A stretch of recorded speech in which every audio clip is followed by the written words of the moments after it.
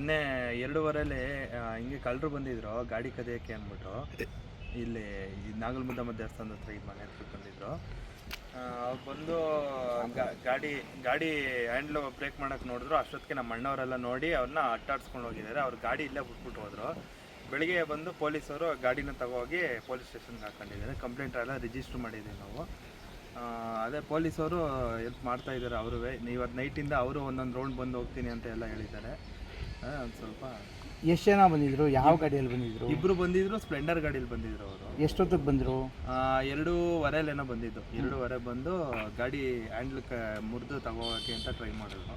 ಅವಾಗ ನೀವೇನು ಮಾಡಿದ್ರಿ? ನಾವು ಮ್ಯಾಚ್ ನೋಡ್ತಿದ್ವಲ್ಲ, ನಾವು ನಮ್ಗೇನೋ ಸೌಂಡ್ ಆಯ್ತಲ್ಲ ಅಂದ್ಬಿಟ್ಟು ನಾವು ಕೆಳಗಡೆಗೆ ಬಂದ್ವಿ. ಅಷ್ಟೊತ್ತಿಗೆ ನಾವು ಜೋರಾಗಿ ಕೂಗ್ಗಳಕ್ಕೆ ಅಷ್ಟೊತ್ತಿಗೆ ಅವರು ಗಾಡಿ ಅವ್ರ ಗಾಡಿ ಇಲ್ಲೇ ಉಟ್ಬಿಟ್ಟು ಅವ್ರು ಓಡೋಂಟೋದಿದ್ರು ಫಾಸ್ಟಾಗಿ.